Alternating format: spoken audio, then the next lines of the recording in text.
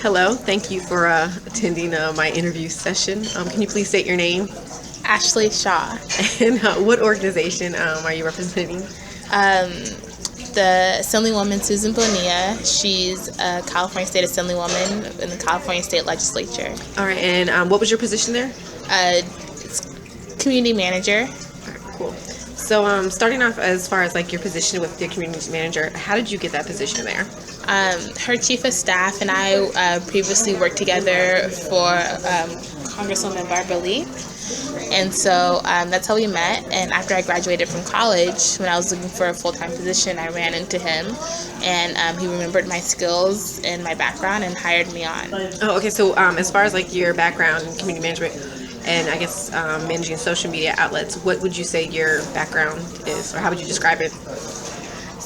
Definitely. So starting off, I got my degree in political science, and during that time I was interning in different district offices for Senator Boxer and Congresswoman Barbara Lee.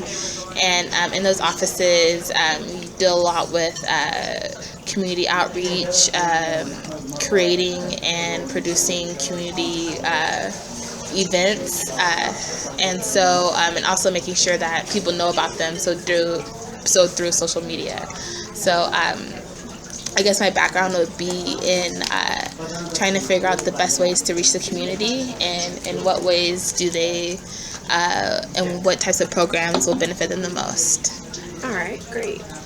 And so, as a community manager there, what were your duties and activities? I know you spoke on behalf of, focusing on community events and reaching out to the community. What else did your position entail? Definitely. Also, different keeping people up to date, the constituents up to date on what the Assemblywoman was doing up in the Capitol in Sacramento. So letting them know that she's up there working for them.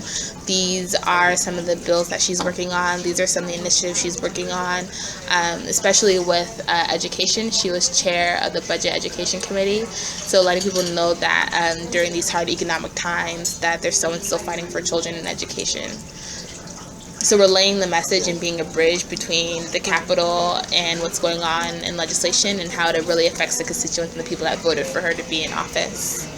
Great. Okay, so I guess this kind of goes in line with that as far as your duties and activities, but like, what would you say like your main goal was to relay the message?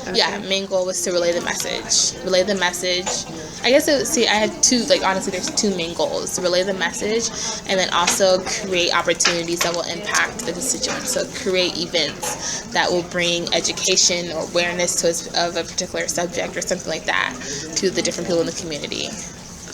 And as far as your community, who would you say your community was like that you were reaching out to? Besides just, I guess, citizens, but was there definitely any? So in her district, we had a large percentage of the Hispanic population, and then also a large affluent Caucasian population. So it's kind of split right down the middle, and a lot of working class as well. So we did a lot with the Affordable Care Act and how it can help those that it can help the working class and those that are struggling a little bit more, and then also how it can positively affect the affluent population as well that was in our district. Okay, and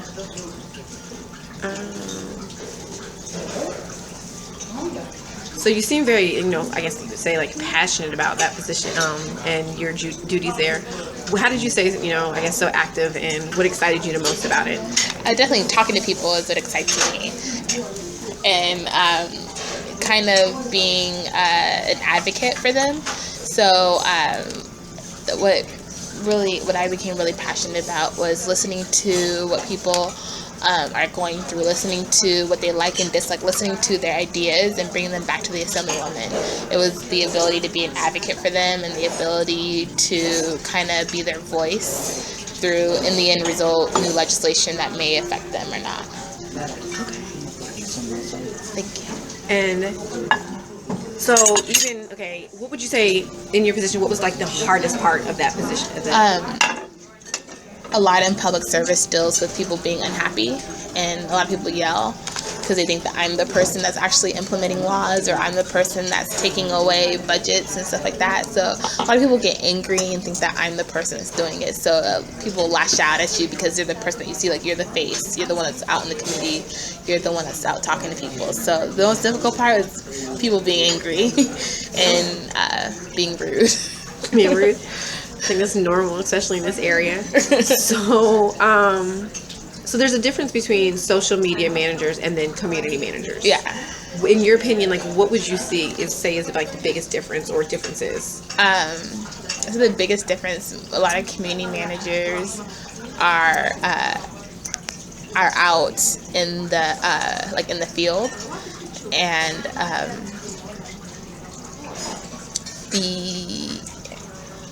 the social media managers are kind of like behind a computer. So they're not really, they are getting the word out, but they're not talking face to face to people. They're constructing web pages and updating social media outlets to get the word out. So as a community manager, how did you bridge the gap between, the social media aspect and being out in the public? Definitely. So in our office, we didn't differentiate between those two. So it was mainly one person doing it all. Okay. So, and that was you. Yes, it was me. So I had to kind of figure out what was going to be the best way to get the word out. So was it through the Assemblywoman's Twitter account? Was it through her Facebook page? Was it through her blog or her website that we have with the California State Legislature? So trying to figure out what the best strategy was going to be through social media to get the word out. And then once we figured out which strategy or what social media outlet that we're going to use, then we had to figure out what was going to be the framework. How are we going to frame the message, and how are we going to get people interested into coming. Also, what I found was very useful was framing it to our audience. So if we're going towards a younger generation, the Assemblywoman has an Instagram account, so we may use Instagram, or we may use Twitter. And then for a more community event with a more older population that's coming, we'll use Facebook. So having the understanding of which social media outlet to use. That's great, because that's going to kind of lead into my next question. So basically, my understanding, you use Twitter, blogging, Facebook, Instagram. Mm-hmm. So for each one, you said that you had different audiences that you were focusing on. Yeah. So what was the focus of your blog? Were there different, did you generate different topics for each outlet? Yes. So for the blogs, were mainly kind of newsletters that we would write out about what the Assemblywoman is doing in the community and what she's doing up in the Capitol in Sacramento. So that was mainly, it was a long form type of thing, so multiple pages. So that was usually what we used for her blog. And then for more short things like public forum here at this time, we'll use Facebook or Twitter. Okay. And then, so for you were saying, for the younger generation, you use Instagram. Were any specific messages that you use? But I guess your forums maybe. Yeah, definitely. So we would post pictures of her. Instagram is used mainly for the wrap up of an event. So it will kind of be met with so and so at this event. Come see us next time.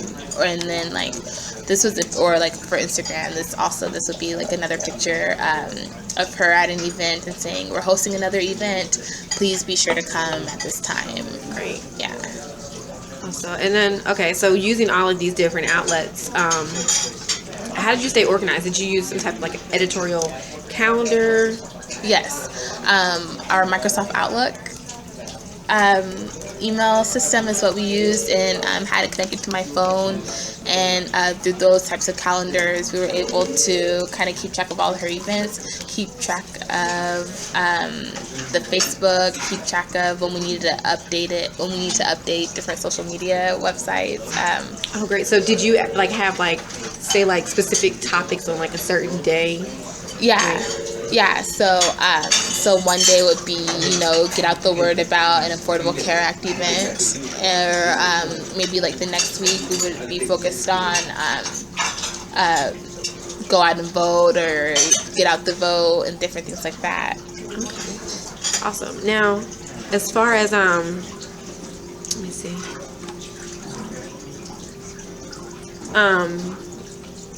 As far as like going back to like writing your blogs and whatnot, are there any like suggestions that you would have to like creating like creative blogs, like something that's attention grabbing, I guess, to get your followers to actually pay attention to it?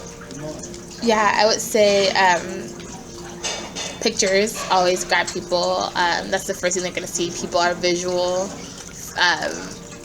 first, and then they take the time to read. And so I think the best way to capture someone to your blog or to reading one of your blog posts is to have a great picture and a great title, and also just getting it out to everywhere. So with a great title and a great picture, and you link it to all your different other websites, you're sure to get a lot of traffic from that. All right, and then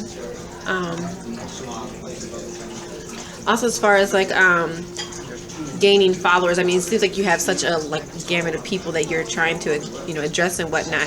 How would you say like you gain followers and build your community? Yeah, definitely. So not only were we using social media, but we used like the old system of having pamphlets, and on the pamphlets we would have hashtags. For the Assemblywoman, we would have add us on this or look us up on that, and we would pass those out. And then as we were talking to people, a lot of people already have their phones in their hands, and we tell them to go to the certain app and add us right then and there. So basically using the word of mouth. Exactly. Okay. Yeah. And then once they're in, like, I guess once they're connected to you and to your community and whatnot, how did you continue to build relationships within? Like, we would forums or oh sorry. I was gonna say like forums, or do you have like questions that you would ask people to kind of? Yeah, I think I understand what you're saying. We would, even though the Assemblywoman is a really busy woman, so we would definitely take control over her different accounts, and so we would continually talk with her followers. So we would respond to their questions, we would reply back to them, and we kept all of her social media accounts active. So that's how we kept people informed and up to date on what's going on and how we had them communicate with us. So it wasn't like a dormant social media site. She was really active on those. And we also had a lot of kind of promotions and giveaways to get people to go. So if they went to a budget forum that we were hosting, as the state's budget was coming up, we would have t-shirts or to give away with the Assemblywoman's name on it, or we would also have tickets for somewhere else to go to. Great, because that's going to be one of my other questions. Like, did you host any social media campaigns? So like what you're saying, as far as like saying if people show up and maybe show that they're following you, that they would get something. Yeah, definitely. That was a key thing. We hosted a girls soccer event that promoted leadership in young women. And one of the things was if you told us that you signed up or you saw one of our promotional things on social media, you got a raffle ticket towards one of the raffle prizes at the end. Nice. Yeah. And we had, raffle prizes from restaurants, gift stores, everything. And to keep track of, it was the easier way to keep track of, who saw us and what different form that they see us on and how many people are we reaching. And then to kind of segue into the next question, kind of almost concluding here, as far as like the analytical tools, as did you use any type of tools like Google Analytics or to monitor? Did you ever use the Facebook analytical tool to show how many followers you're getting? Definitely. When you have a kind of like a fan page and when you have a elected officials page, Facebook allows you to have tools of who's viewing it, how many people have viewed you. Also for our blog, we can see how many people have visited our blog in a day, in a week, and also on the Assemblywoman's LinkedIn, you can see who's viewed her profile page. So keeping track of that, analyzing it, and making sure that we can keep our numbers going up is something that we definitely focused on in the office. All right, great. And to conclude, like, what advice would you give a new CM, community manager? I would say that just to try everything that you can. So don't be shy and don't be afraid to go on to new media sites or to go on to new social sites, because in the social world of social media, it's going to just keep growing and growing and growing, and so you always want to be on the forefront of it, and you always want to be learning more. So don't be afraid to try new sites and to branch out to new things that may not just be popular yet. Great. Well, thank you for your time. I really appreciate it, and I look forward to